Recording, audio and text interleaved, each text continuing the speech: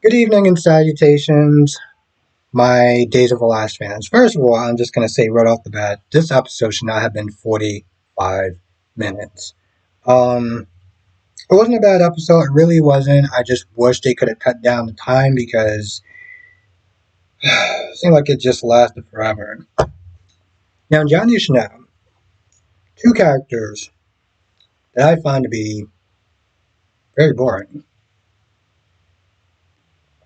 actually had a interesting conversation about their child, if the child has special needs, options, if they would consider terminating a child. And Chanel talking about one of the customers that came into her bakery and how she had Down syndrome, and talking about how her parents were like, yeah, it might have been hard, it might have been a sacrifice, a lot of stuff that she probably have had to give up, but at the end of the day, all the love and joy that that child brought into their lives was worth it. So Chanel was like, regardless of if this child has special needs or whatever, I'm going to love this child regardless. And, Johnny agreed with her. And it just made me wonder, did he agree with her to support her? Or did he agree with her because that's how he actually felt? You know? Um, because, in a perfect world, everyone could sit there and say that. Everyone could sit there and be like, oh, regardless of how my child is, I'm going to sit there and love them regardless. Right? And having a child with special needs is not. First of all, having a child in general is not easy, but having a child with special needs is much more of a challenge. And while some people could sit there and say, yes, whatever, maybe it comes across as a politically correct answer. And some people will be like, I don't know if I actually want to have a child with special needs, or maybe I might want to sit there and terminate the pregnancy. It's a controversial statement in general, and if somebody was to sit there and say that, let's sit there and say you sit down in a room.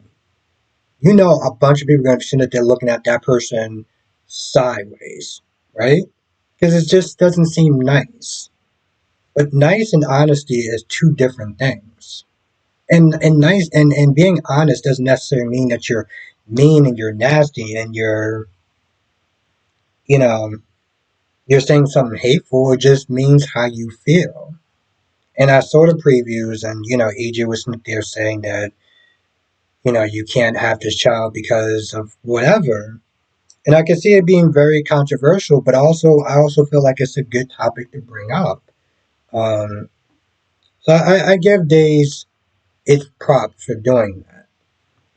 She also don't want to sit there and be dealing with Paulina because it's just she has enough to sit there and deal with without adding Paulina's guilt into the mix. Which again, just going into Paulina and Abe. Abe is meant to try to make Paulina feel better. Paulina, she feels like crap. She feels horrible. She feels super guilty. She tries to question out. I'm like, well, it's late at night. Let this girl sleep. Give her a chance to sit there and digest this because you're trying to do this to make yourself feel better. And that's not the way to go about it. Now, Bobby or Everett, whatever the hell you want to sit there and be called, published the article. First of all, this whole scene is with Everett that they're writing the paper or writing on his laptop or whatever, and Stefan be like, "Oh, could I join you? Could I sit down?" And I'm just like, "What are you doing?" Like 1 minute, this dude is acting super sketchy, and she's just like, "All right, listen, like you don't want to give me the time of day, just that and the third." And she kind of backs off, and then in today's episode, she's like, "Oh, can I sit down? Can I join you? What the f- are you doing?"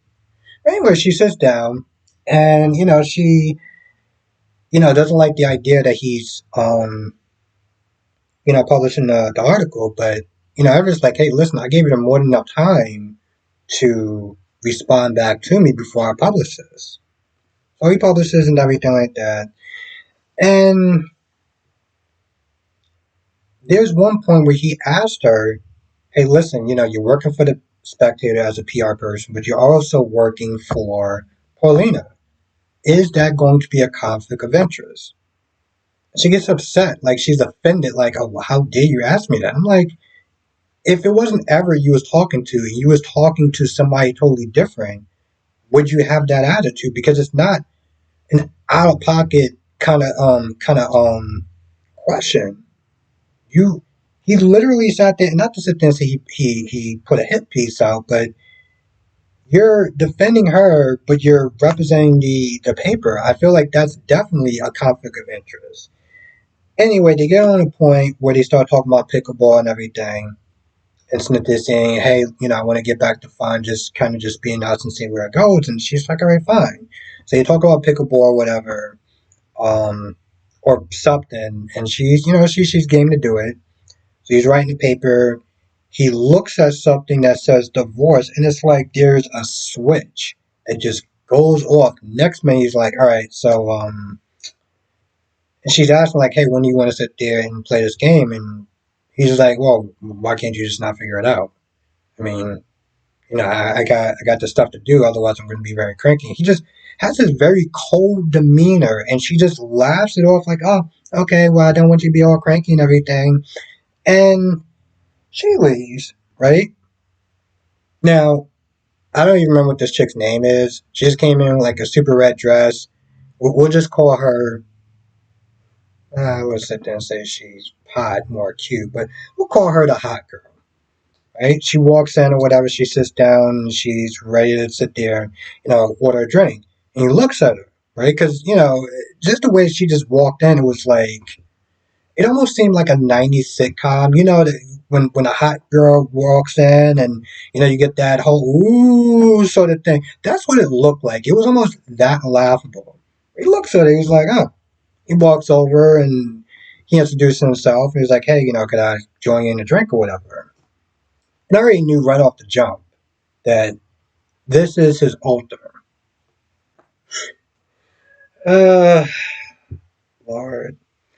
Okay, so Sloan tells EJ the truth. Hey, listen, we're in this together. He's all upset. He's like, I don't believe you. I'm gonna do a DNA test and everything like that. He starts trying to call her scum and slime and everything like that. And I'm like, bro, listen, you and your feelings, right? And she's like, hey, listen, it's in our best interest to sit there and keep this quiet. Otherwise, they're gonna go back to each other.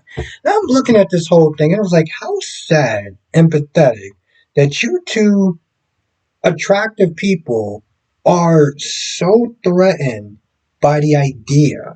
Like, you're doing way too much to sit there and hold on to your significant others. And even from EJ's point of view, I was like, when did Nicole become like this love of your life where it's like you can't lose her? You're letting Stefan and Kristen blackmail you because, oh no, if Nicole finds out, she'll definitely leave you and you'll be heartbroken. I'm like, really? I mean, I wasn't watching it back in the day. I know that Sammy was like his one chick or whatever. Of course, she's not on the show anymore, but I just don't get this whole, oh, if she leaves me, I'm gonna be super devastated. Like she's really the love of his life. Which, by the way, she is sitting in this man's house, in this man's mansion, thinking about another man, aka Eric. And I'm just like, right off the jump, when I first started watching the show, I was not a fan of hers. Right? She she lied to Eric when he got back from Africa and wasn't even gonna sit there and say anything. Right? She wound up going after Rafe, even though that she had somewhat of a friendship with Ava. She got with Rafe, and then the minute that Eric was free, she cheats on Rafe with Eric, right? Then this whole falling out thing goes, and she's with EJ. But now she's still sitting there thinking about Eric. And I'm just not a huge fan of this character because she goes on this belief of the heart wants what it wants, and the hell with the fallout and any other person and how their feels. Like their emotions don't matter because the heart wants what it wants. And it's just this carte blanche of I don't give a damn about you. I'm gonna do me. Um, and she had a conversation with, well, she had a conversation with John Chanel, and then she had a conversation with EJ. She tells EJ, "Hey, listen, I'm working with Eric. Is that going to be a problem? I'll quit." It's like, no, no, no, no, no. It's fine. Um, they make Whoopi because, well, reasons. Um, Eric gets back after talking to Jada and Rafe about them moving in. He gets back to Sloan. He's like, "Hey, listen, I talked to him, talked to Leah. I felt more bad for him than anything else. We can't sit there and keep keeping any secrets. So this is the last one, right?" And Sloan's like, "Yeah." And she hugs him, and she has that pathetic, desperate look on her face, like I don't get it. And I am missing a scene. Oh, Rafe and Jada, they move in together. And she puts some of her furniture up, and she's super happy that divorce went through and everything. Um, and my only thing is, all right, you're divorced, you're good. She talks about Everett for a little bit. They talk about Jordan. Um, but no, at this point, I'm just like, okay, Jada, you moved in, you got the divorce papers, you got everything that you want.